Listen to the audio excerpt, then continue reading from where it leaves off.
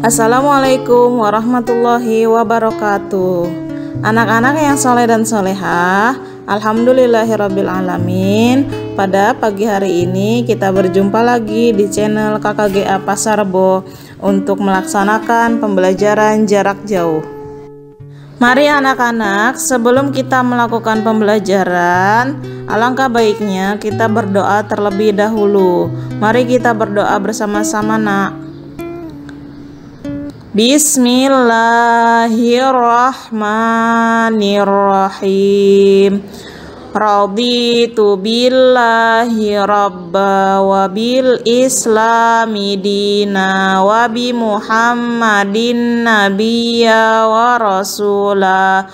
Rabbi zidni ilma warzuqni fahma. Amin ya rabbal alamin.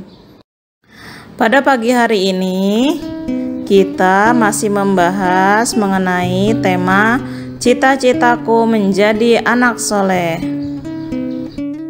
Anak-anak, kita akan mempelajari subtema yang ketiga, yaitu indahnya saling menghargai. Indahnya saling menghargai terbagi menjadi tiga. Yang pertama, menghargai pendirian orang lain. Yang kedua, menghargai keyakinan orang lain.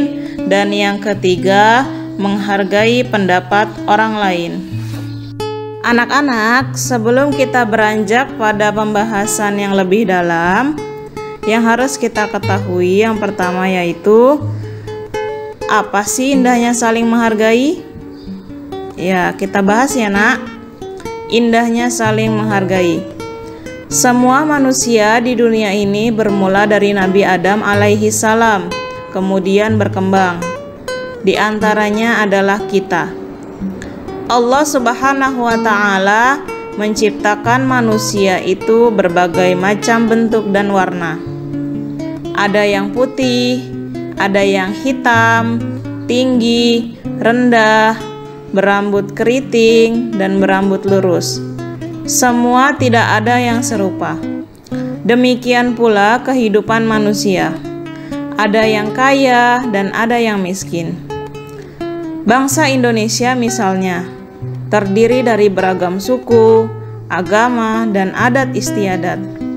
Lalu, bagaimana kita hidup di tengah-tengah keberagaman itu? Tentu saja kita harus saling menghargai. Sebagaimana pada contoh gambar berikut ini. Terdapat 6 agama yang ada di Indonesia, yaitu Islam, Kristen, Katolik, Hindu, Buddha, dan Konghucu. Semua kita harus saling menghargai. Baik anak-anak, sekarang kita bahas satu persatu dari poin indahnya saling menghargai. Yang pertama, menghargai pendirian orang lain.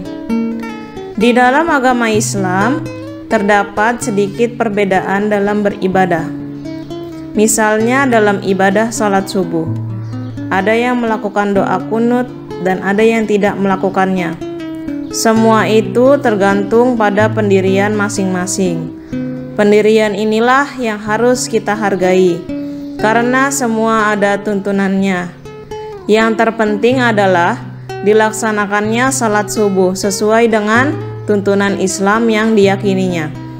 Mereka yang berkunut dan yang tidak berkunut tetap saja sah sholat subuhnya.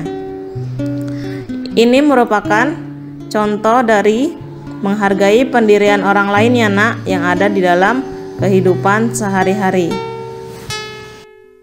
Yang kedua, menghargai keyakinan orang lain. Perhatikan contoh berikut ini ya, nak. Ahmad bertempat tinggal satu lingkungan dengan Stefanus. Mereka juga belajar di sekolah yang sama. Ahmad beragama Islam, sedangkan Stefanus beragama Kristen. Dalam berteman, mereka selalu rukun dan saling menghargai sekalipun berbeda agama. Pada hari Minggu pagi, mereka selalu bermain bola dengan teman-temannya yang lain. Namun, Pada suatu pagi, Stefanus menghampiri Ahmad dan meminta maaf karena tidak dapat bermain bersamanya. Ayah Stefanus mengajaknya pergi ke gereja. Ahmad tidak mempersoalkannya dan menghargai sikap Stefanus untuk pergi ke gereja bersama ayahnya. Menghargai yang terakhir yaitu menghargai pendapat orang lain.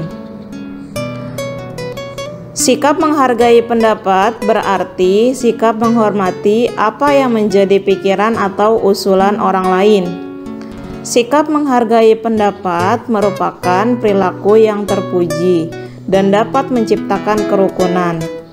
Menghargai pendapat merupakan sikap toleransi terhadap orang lain dengan memberikan kesempatan pada yang lain untuk memberikan usulannya.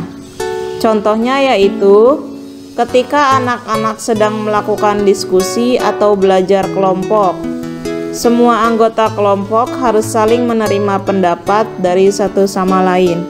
Baik anak-anak, apakah sudah ada yang tahu hikmah jika kita memiliki sikap saling menghargai? Ya, tentunya sudah tahu ya nak. Ya, yang pertama, tercipta hidup rukun dan damai. Yang kedua, mempunyai banyak teman. Yang ketiga, disayang orang tua. Dan yang keempat, membuat orang lain senang. Nah, inilah hikmahnya apabila kita memiliki sikap saling menghargai. Baik anak-anak, seperti biasa, setelah kita melaksanakan pembelajaran, maka Bu Guru akan memberikan penugasan kepada kalian ya nak. Ada 2 tugas. Yang pertama, berikan contoh dalam kehidupan sehari-hari. Masing-masing 1 contoh ya nak dari 3 poin tersebut. Berikan contoh dibuat seperti cerita, seperti di atas tadi yang sudah Bu Guru jelaskan ya nak. Nah, tetapi contohnya tidak boleh sama ya nak. Ya, dari poin A, contoh menghargai pendirian orang lain. Poin B, contoh menghargai keyakinan orang lain. Poin C, contoh menghargai pendapat orang lain. Dan tugas yang kedua, sebutkan hikmah jika kita memiliki sikap saling menghargai. Ya, dua tugas saja ya nak. Ya, selamat belajar anak-anak Bu Guru. Ya, anak-anak yang soleh dan solehah, kita telah menyelesaikan pembelajaran pada hari ini. Marilah kita mengucapkan lafaz hamdalah. Alhamdulillahirabbil alamin. Semoga pembelajaran pada hari ini dapat bermanfaat di dunia maupun di akhirat kelak. Amin ya rabbal alamin. Sampai berjumpa pada pembelajaran selanjutnya ya nak. Sekian dari Bu Guru. Wassalamualaikum warahmatullahi wabarakatuh.